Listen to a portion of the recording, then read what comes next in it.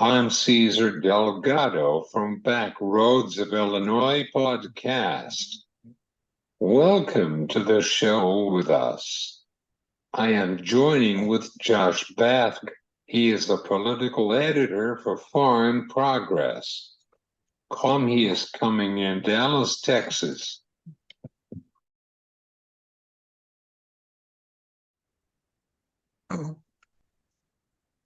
Welcome to the show with us for today, Josh. How are you today? I'm doing good. How are you doing today?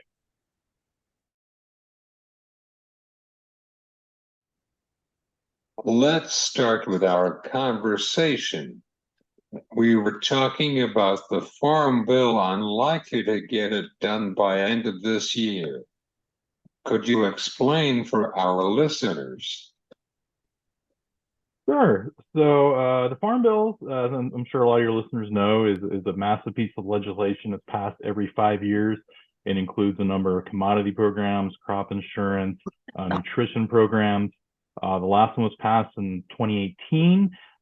This current one actually expired in September. So right now we're actually not under a Farm Bill, but most of the programs that were authorized in 2018 continue to the end of the year. The challenge is it's almost where to start with the challenges on passing a new one. But as I'm sure you're aware, we're facing another government shutdown deadline, November 17th. That's probably going to take priority for Congress. So long story short, I think most analysts are expecting an extension to the current Farm Bill.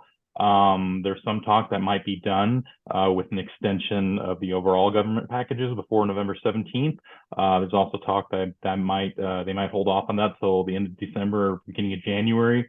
But if it goes that long, that's really where the trouble starts with a lot of the commodity laws. They revert to 1940s era legislation. That's the scenario everyone wants to avoid. So I think we can expect to see some kind of extension by the end of December, early January.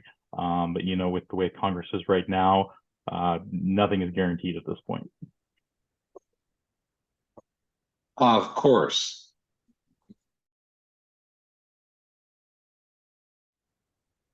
How about conversational program for this title? And how about dairy protection program is on the line?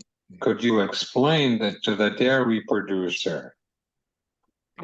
Yeah, I mean that kind of goes back to what I was talking about a minute ago regarding the expiring farm bill. Come January, dairy is going to be the first industry that based on the rules in the farm bill, that's going to be the first one to be affected. If there's no farm bill, you would see dairy protection levels revert to laws created. How much does it cost on inputs cost for this year because Joe Biden is touring in the Midwest for right now? This is breaking news for us.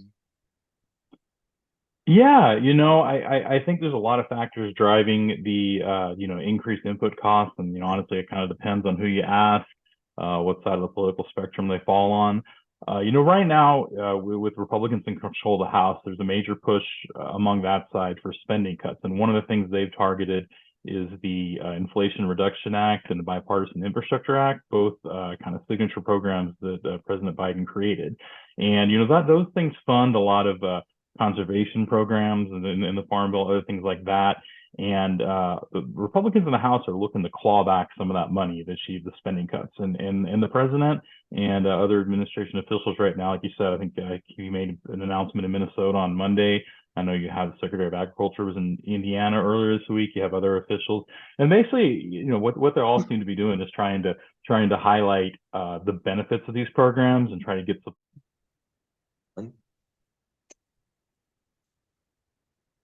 Finally, how much does take longer to get done with the Farm Bill with the new Speaker of the House, Mike Johnson? Yeah, I think that's the $1 million question everybody wants to know. Mike Johnson's kind of an unknown to the general public. He hasn't been very high profile. We've seen this week with him trying to pass legislation to support Israel. He's trying to tie that to spending cuts. So we obviously expect him to be in his caucus to be pushing for spending cuts in the Farm Bill. And as far as how long it takes, I think all the leaders of the agriculture committees in the House and the Senate have both said don't expect anything this year, expect an extension. And then after that, we'll see. I've heard talk of an extension for maybe a couple of months, all the way up to. This is crazy political year. Absolutely, absolutely. I don't think we've seen anything quite like it, and that's why it's really hard to make predictions.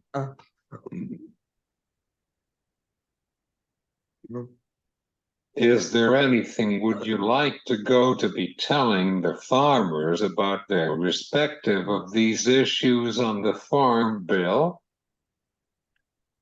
I think the most important thing for farmers is just to be aware of what's going on, to pay attention to what their reps are saying locally and the national reps. There's a lot. It's like I said at the beginning, it's a massive, massive piece of legislation, and there's a lot of details in there, and they really should, dig in and see the areas that affect them.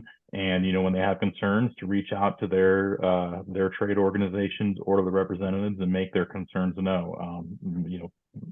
Legislatures do respond to their constituents. That's what keeps them in office. So I would definitely pay attention to what's going on and let them know the priorities.